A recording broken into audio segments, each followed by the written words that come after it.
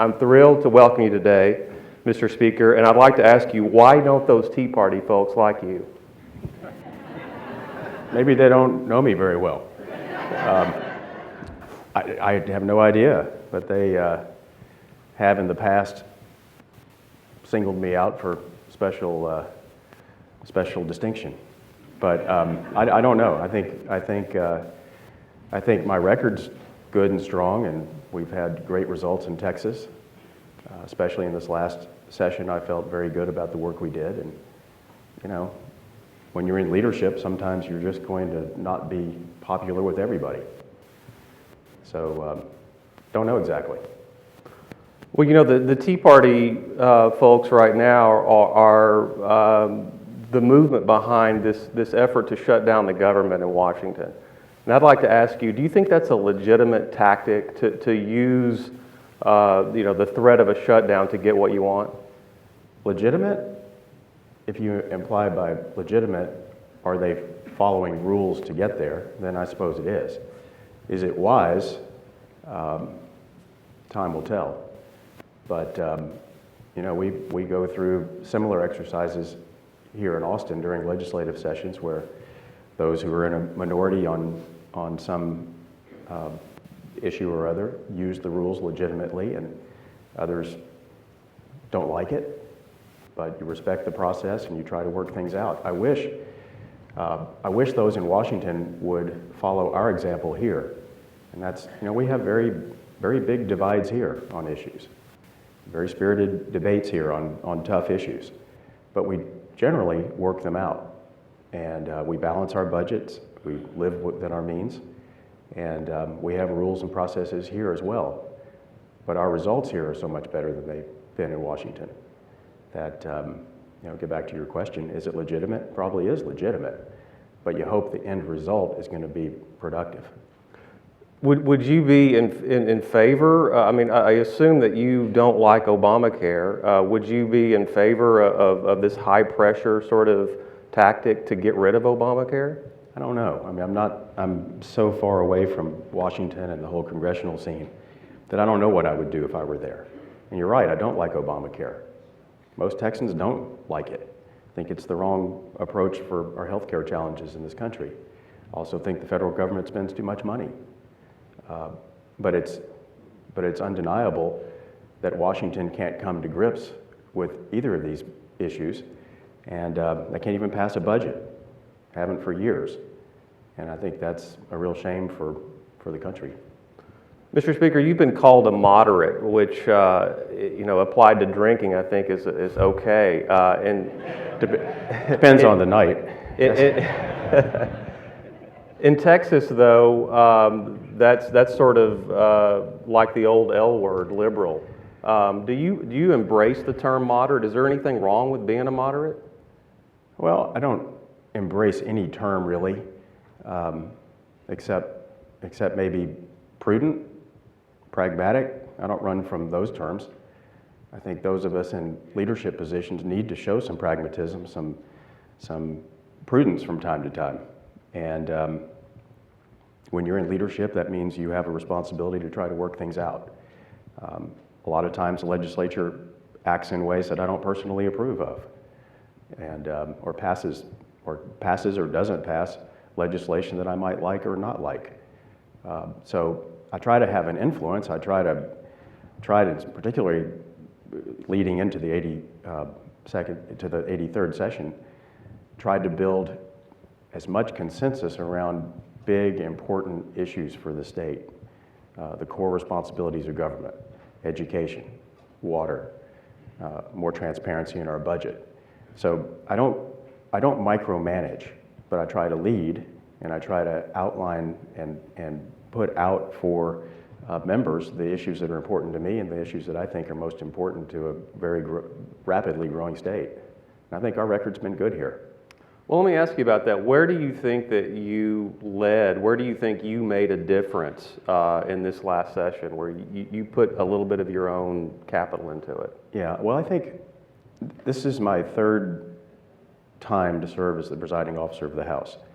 But and each of these three have been very, very, under very different circumstances. When I was first elected Speaker, our Republican majority had shrunk to where it was almost a tie, it was 76-74.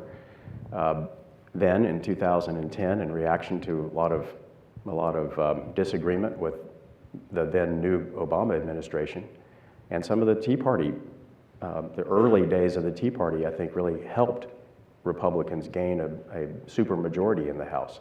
Very different set of circumstances.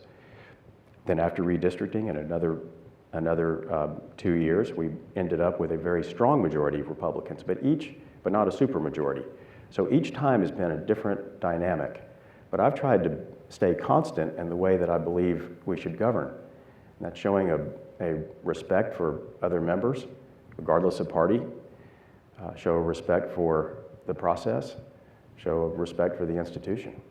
But is there... And specifically, yeah. I mean, I had a chance in this third session as Speaker, I had a chance to really help develop the agenda. And I worked hard in advance, and the members of the House, many of whom are here in the audience today, had a chance also to work during the interim on those issues. And we weren't subtle or secret about what those issues would be.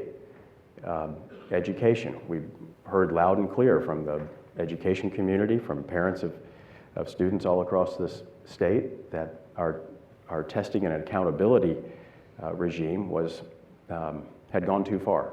And so without getting specific about the number of tests or how it was going to work, I tried to make it very clear that it was time to take a hard look at that and try to make reforms that would provide more flexibility and more time for real teaching and not just teaching to a test.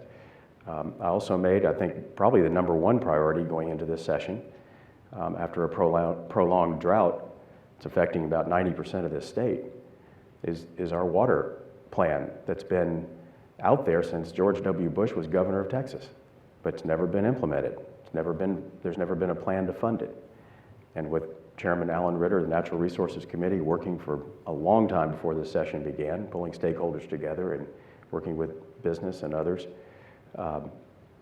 came up with a program that we were determined to pass. Work's not done on that yet. Proposition 6 is on the ballot in November, but we took bold and decisive action on water, and it wasn't because we accidentally fell into it.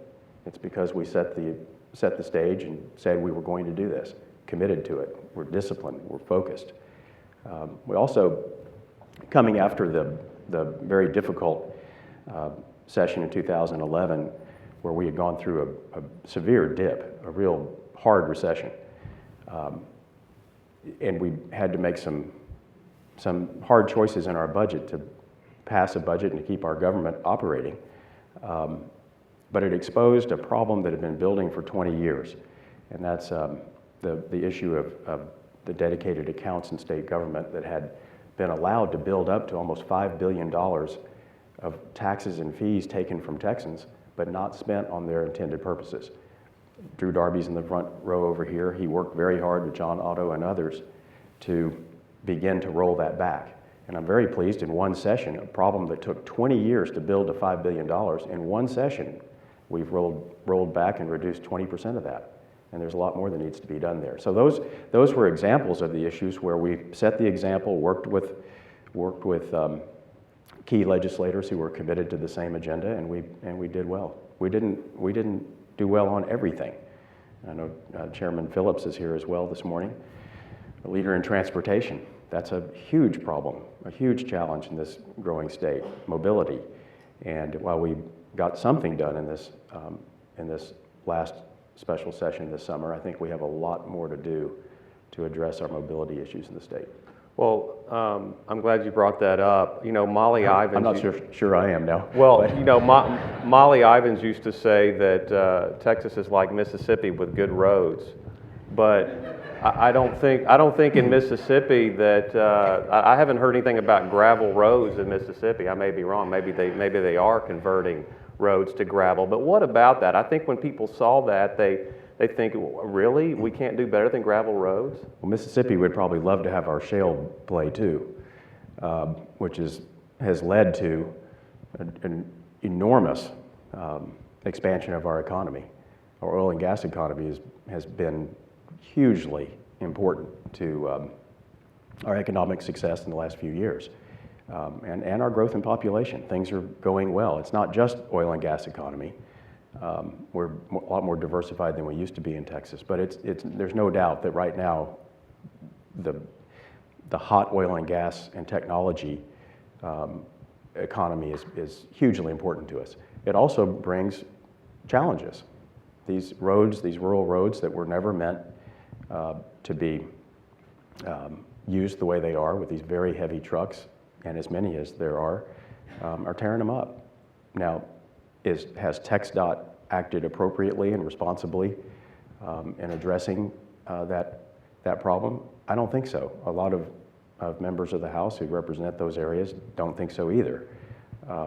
We had a meeting recently in my office with a number of legislators from the Eagle Ford area and other parts of the state who were interested in this issue with TxDOT leadership. I think they got the message that it wasn't handled very well, especially only weeks after a session where we worked hard to find several $100 million specifically for that strategy, for helping those shale play road areas.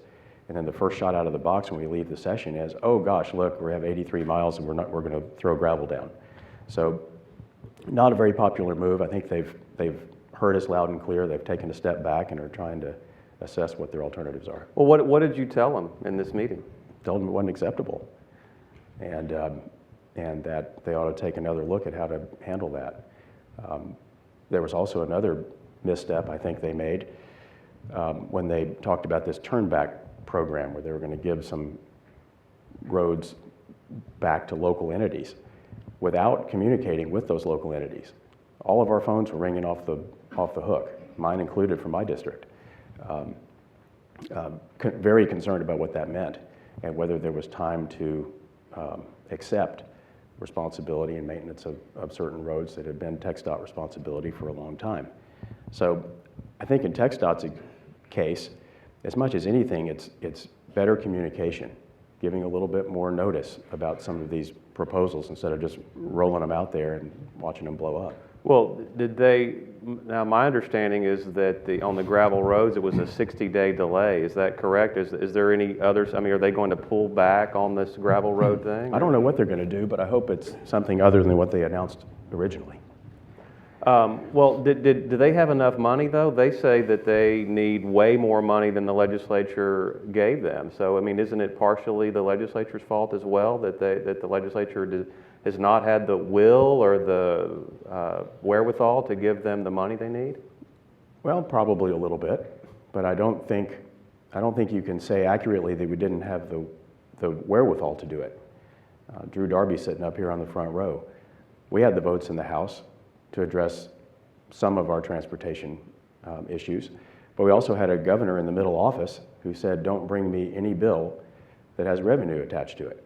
And I think wisely, in face of a very powerful veto authority that governor has, I think wisely, Chairman Darby laid out the issue, made the case, and didn't run our troops into the gunfire. So there's still a lot to be done in transportation, but just how much more money it takes, I'm not really sure TxDOT knows for sure. When we came into the session, they were talking about, I think it was $3 billion or something that they needed. By the end of the session, they were up around $5 billion. Now, I know we were in session for a long time this year, but that's moving the ball quite a bit. Well, what do you think needs to be done with TxDOT? Do you want a clean house over there, or what do you think needs to be done? No, I just want them to communicate better. I want them to think through how they can prioritize what they do have in a more responsible way, in a more helpful way, until the legislature can come back in 2 years and try to address these issues again. You talked about revenue. The gas tax has not been raised since the early, I want to say 1993, I believe, which really just hasn't kept up with inflation. Do you think it's time to raise the gas tax? Well, I think we need to define better what our real needs are. And there's no question that cars are are more efficient, and they're going to become even more efficient in the future. The gas tax may not be adequate anymore at whatever level. So I think it's one consideration. There are others. There's the sales tax component. There were a lot of ideas out there that were debated and brought to the attention of the legislature. But I can't really commit to one approach or another. It may be a mix of things. It may be some new ideas that we haven't even thought of yet. Technology's changing. There's no doubt that efficiencies and fuel use are here, and I think we're going to have to see where we are when we come back in 15 and what the real alternatives are. I assume you're running for speaker in 15. I filed my paper, yeah. Are you looking for the record books here? You know, I guess the record is 10 years that both Pete Laney and Gib Lewis achieved. Are you looking to beat that or match it, beat it? What, oh God, no. I'm looking at one session at a time. I've never made a commitment about how long I should serve. In fact, the first time I was elected speaker, it wasn't really anticipated I'd be there one term. It was it happened very suddenly, and I think I was asked very early on how long I wanted to serve as speaker, and I said I have no idea, but I'm not interested in setting any records. So I'm still a ways away from that record, so I'm not going to worry about it this time. You mentioned Chairman Darby. You know, you have a lot of chairmen who have left recently. Some of them obviously. True, you're not telling me anything today, are you? Good, okay.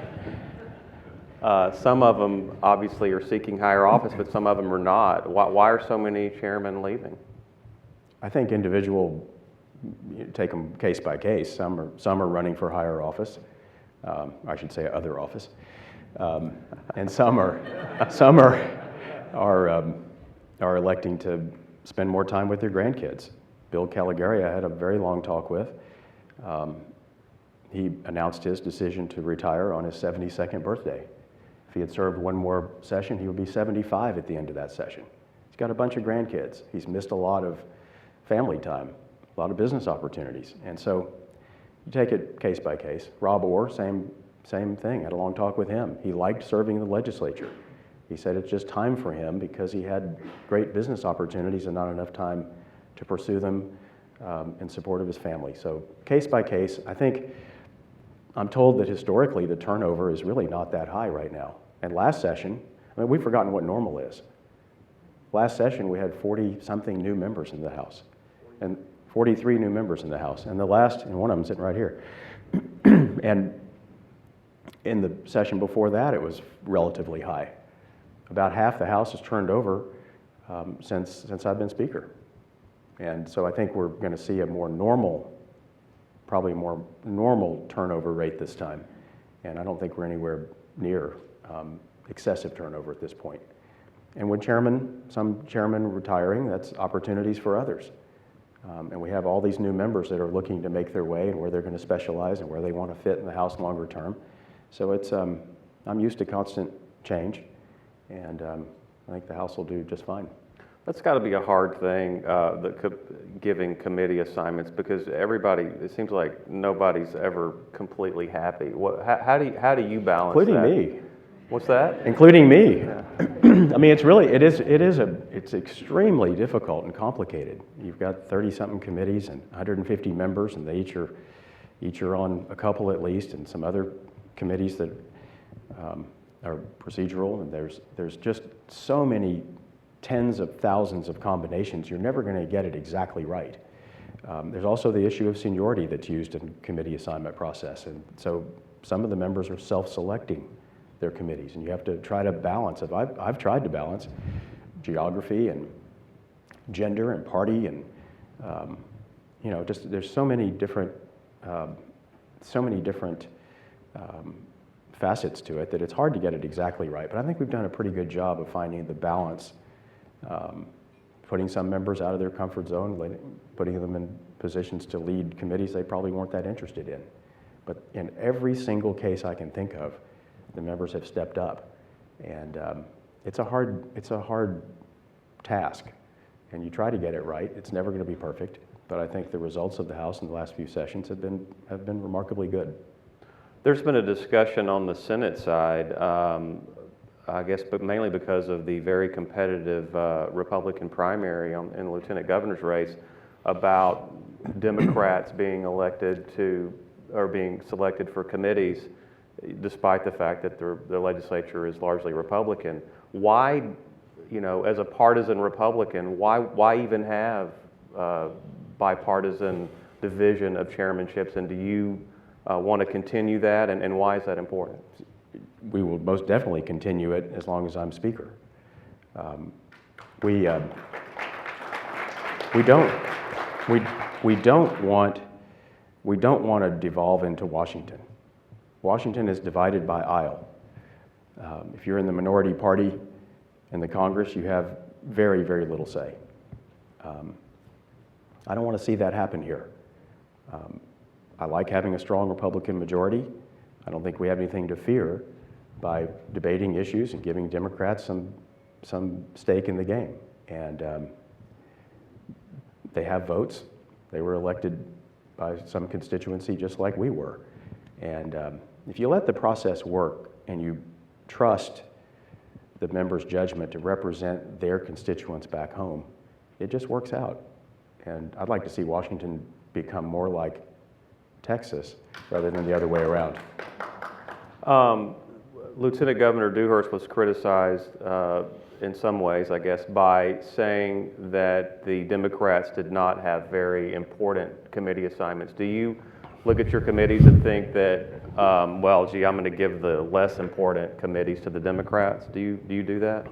No, I don't do that. Why not? Because I think if a committee's jurisdiction wasn't important, why would you have the committee? And sometimes we change. Sometimes we abolish certain committees, or change them, or merge their responsibilities into something else that seems more appropriate for the session we're going into. But no, I would never say that a committee's not important. That's like saying we're wasting time and money. You came to power by overthrowing the previous Republican Speaker. I'm wondering, what's it like to be in the same chamber with Tom Craddick, and what kind of relationship do you have with him? A good relationship. And going back to that time, you have to remember that it was a very, very volatile time in our chamber. I was never one of those who was opposed to Tom Craddick. I supported him. I raised money for him. I hadn't been there very long, and I saw eye to eye with him on policy probably 90% of the time. But it was a volatile time in the chamber. It was clear to me back then that there was going to be new leadership. I had no idea it would be me that they'd turn to, but that's the way it worked out. But I think I have a good relationship with him. Sometimes we visit, and we visit in a way where the two of us have been in this position, and I think we have a pretty unique understanding of what the job involves, and I respect him very much, and I hope he respects me. A lot of people rely on former office holders like that. Do you reach out to other speakers, or who are some of the people that you talk to, either Craddick or possibly Pete Laney, or is there any other speaker or any other person like that you rely on? Well, I consult with a lot of people, not as many as I wish I had time to, but I talk to everyone I can think of who's had a similar experience or been in these shoes, and I find some of their experiences to be very valuable, and have benefited greatly from the counsel I've received from every former speaker that I've talked to.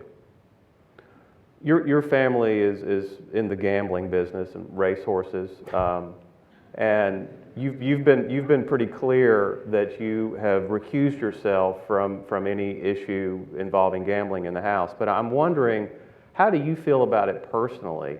And would you, if you were king for a day and you didn't have to worry about any kind of conflicts or whatever, you just what the state would look like? Would we have casinos, racinos?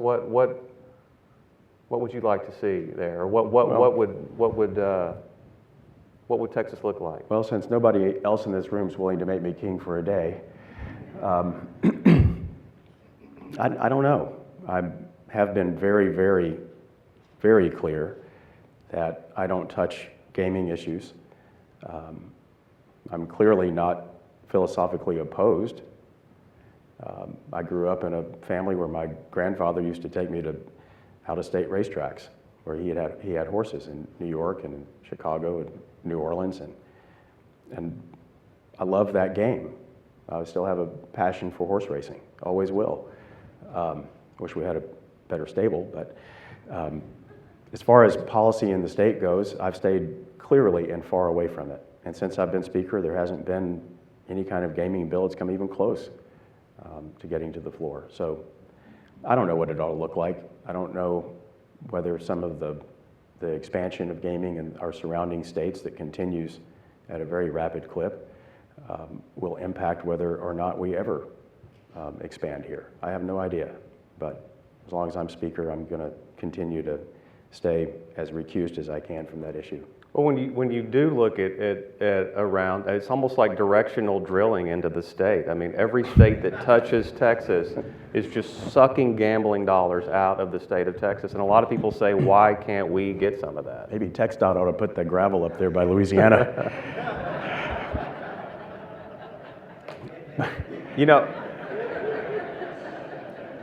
I hear you talk a lot about the will of the House, and in fairness, Pete Laney said the same thing. And as a reporter, when I hear that, I'm always thinking, that's just because you don't want to tell us what you really think about something. Well, if I lost my discipline and I told everybody how I feel and how I think about everything, I'm sure a majority drive me away and never want to see me again. I think leadership requires a certain discipline, and you have to hold your tongue sometimes. But in the broader picture, I think we've done a pretty good job of showing people what our priorities are, balancing our budgets, living within our means, having some good tax cuts when we can afford them, and basically running a state that continues to grow by 20% every decade, as far as we can see into the future. So setting the priorities of responsible governance, the core responsibilities of governing, and not getting off into, whatever passion I have that day or my personal opinion of somebody or some issue, I think is required in leadership. And I'm more interested in results than in popping off about what my opinion is. Well, I think as Speaker, you have a lot of political capital, right? I mean, it's a pretty powerful job. When do you think it's appropriate to really lean into something and put some of your political capital into it? Well, I've done so on the big issues. I think there's no mistake where I stood on the education reforms that we made this last session, or on getting water done for the first time in 20 years. First time ever since there's been a water plan.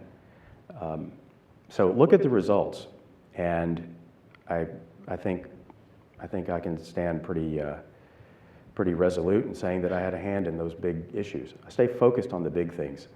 There's 150 members of the House. Each person comes there with their own agenda, their own set of bills. They file thousands of pieces of legislation. I don't have an opinion on every one of them. And the House is a pretty good filter. And the process makes it difficult to pass bills, and that's the way it should be in a system that's built for limited government. So I'll continue to provide leadership on the big, core, important issues for a growing state.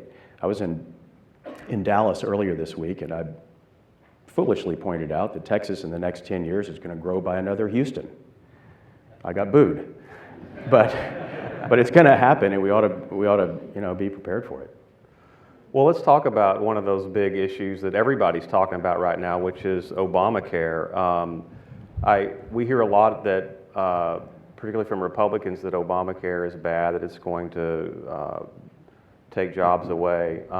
Yet at the same time, in Texas, we have the largest population of uninsured people. which seems to be a pretty bad problem. What if Obamacare is so terrible, what would you like to see done to take care of, why isn't Texas doing more itself to take care of these uninsured people? Well, I think we've tried to. I know the governor has been pretty strong on trying to get block granting authority from the federal government. It's been denied so far. I spoke out during the session and said we ought to try to find a Texas solution if we can. I noticed, I think it was in the news yesterday, that the federal government has given a waiver to Arkansas for some, unusual Medicaid changes that could be interesting to watch. So I hope Texas can develop a rational and workable solution that fits for Texas.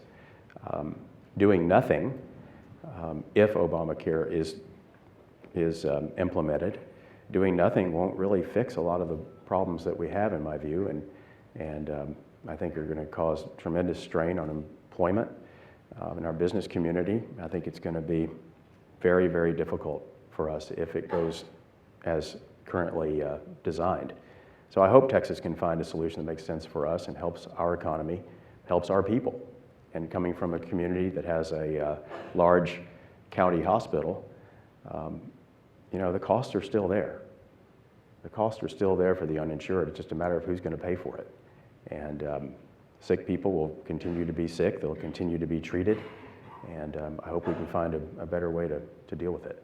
Well, Texas has been seeking this block grant authority for years and years. I remember this many years ago, the same thing, same conversation, and it didn't happen. Why didn't we, given that didn't happen, why can we not take this federal money that's sitting there for Medicaid expansion? Well, because there's a fundamental belief that this Medicare program, as designed by the federal government, isn't right for Texas. And we don't think it's going to fix the problems. I personally think that we should have a more market-oriented approach to insurance.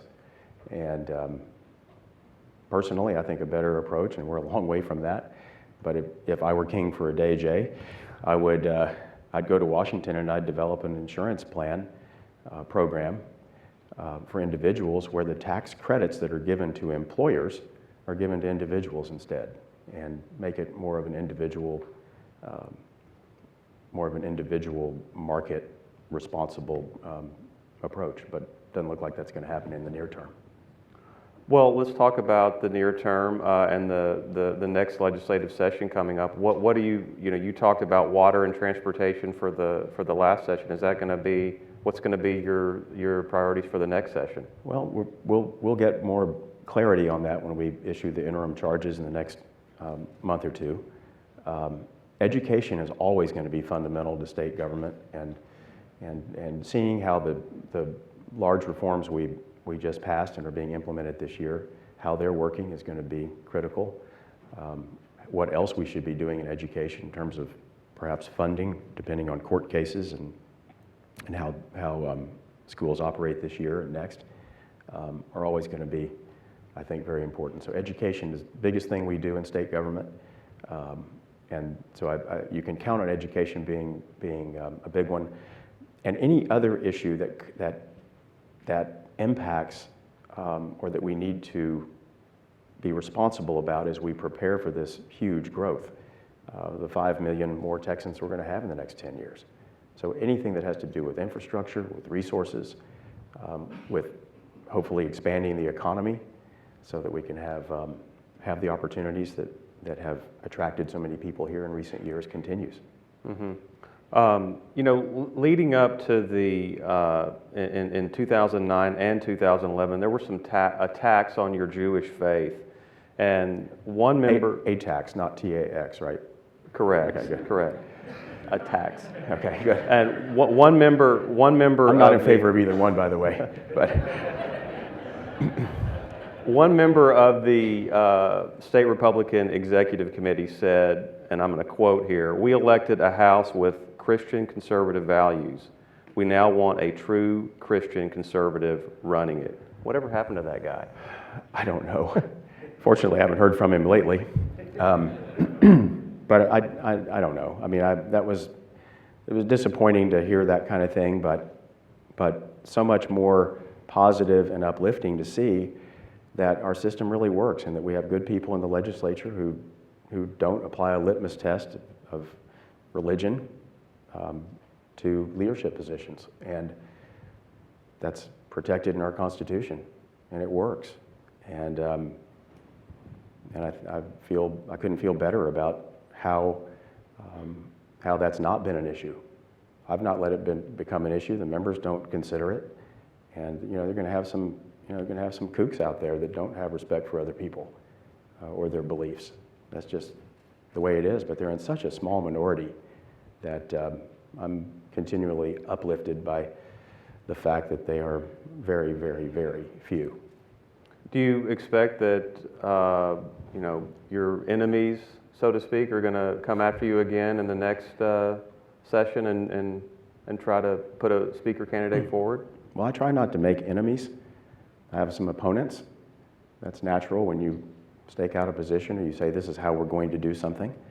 There's going to be a pushback, but I think my sense of the overall feel of the Texas House has been very, very positive, and I don't sense a lot of animosity or the kind of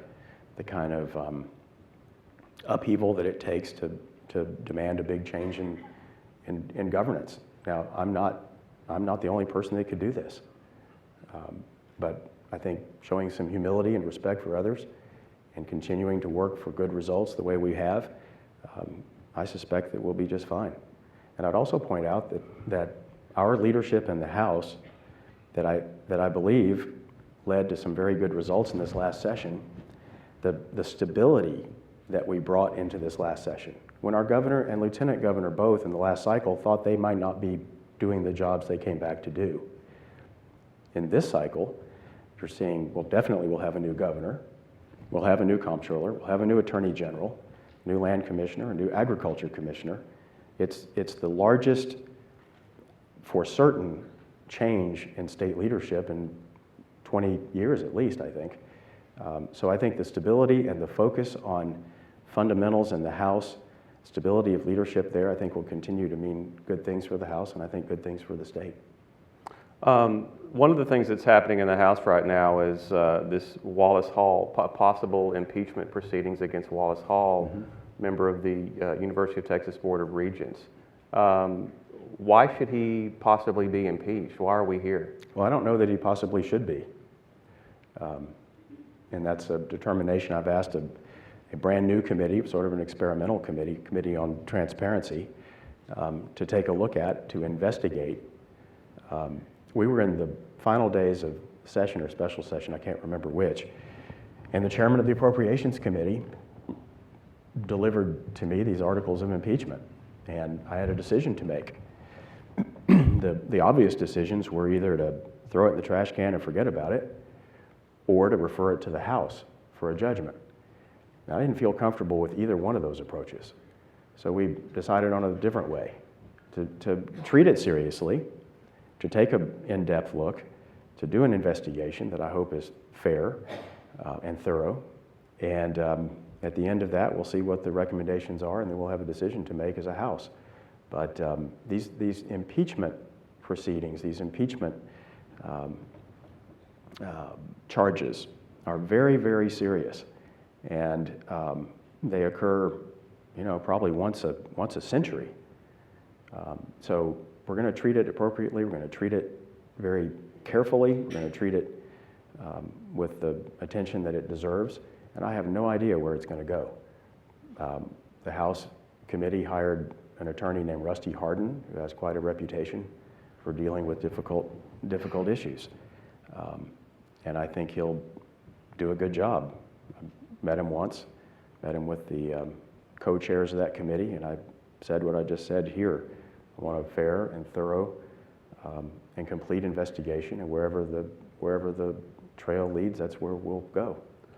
What have you heard about the allegations against Wallace Hall that either that just don't disturb you, or that think that it's even appropriate to even be talking about impeachment, which is very serious. As you said, it doesn't happen very often. Yeah, it is. I don't know. I don't want to prejudge what the committee and the investigation is going to turn up. And I don't want to say I don't care, but I have no bias here.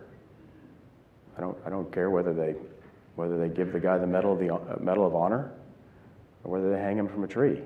I don't know. I have no idea. Hang him from a tree, really? Well, I mean, not literally. But my point is, whether the report is harshly critical and leads to some impeachable offense and makes that recommendation, or whether it says Wallace Hall's the greatest regent there's ever been in the history of Texas, hands off, give him some kind of resolution in his honor. I don't know, and I'm not gonna know until the investigation's complete.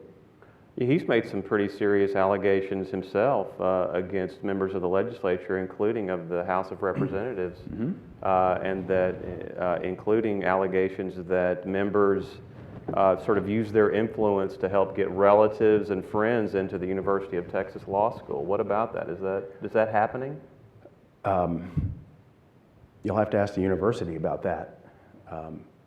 I'm sure every member of the legislature is asked by constituents from time to time to write a letter on behalf of someone's child to get entry into admission into a school. I've done it, but there's an understanding with university officials, always do what's appropriate. And sometimes people I've advocated for got in, sometimes they haven't. And I've never questioned a decision from the university. But I will say that part of the reason I didn't just ignore this impeachment matter is because I felt like there was a very threatening, aggressive, aggravating approach from regents and others who were threatening us that if you don't back off, if you don't leave us alone, there's going to be all kinds of smears against your members. Part of my job, that I take very seriously, is to protect the members. And so I felt like it was important to keep this thing open and let's see what the facts are. Because I didn't want to just lay down arms when there was a call on the other side to lawyer up and get aggressive. And I just don't think the House ought to go into this kind of thing unprepared and unarmed. Did you got a personal call from regents, or you just felt like that was their tone in general, publicly? No, I didn't get a personal call. In fact, I've never met this guy. You've never met Wallace Hall? No, not to my knowledge. Let me ask you about the governor's race. Everybody's, the buzz is Wendy Davis, and you remarked not too long ago that you felt like Governor Perry, when he sort of made it personal with Wendy Davis and talking about her upbringing, that maybe he went too far in that. And then we've also seen some of these outbursts on Twitter that have called her names. There was one, a headline that was retweeted saying that she was too stupid to be governor. Do you feel like the Republicans are at risk of making themselves seem anti-women? Well, I think there's a potential for both Republicans and Democrats to be seen in a very negative way when we get personal.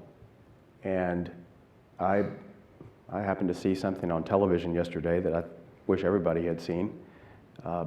There was, I think, opening of a new wing or a new library type operation at Mount Vernon in Washington. And they talked a lot about George Washington's principles and the way he governed and the emphasis he put on civility. I think we would all do well to go back and think about him some.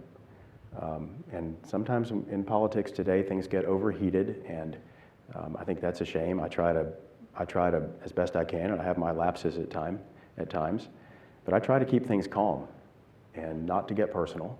And so when I made that remark about getting personal about Wendy Davis, we ought to keep our differences on a higher level. And I don't think the governor meant harmed by that, or he didn't mean it to be taken the way some people took it. But we have to be careful what we say and how we say it.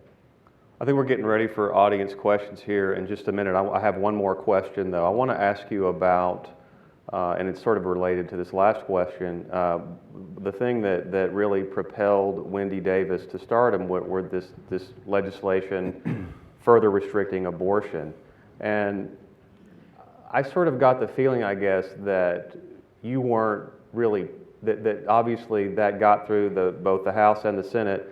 But I was asked recently, do you think he's proud of that? Do you think Joe Straus is proud of that legislation? Are you proud of that abortion legislation?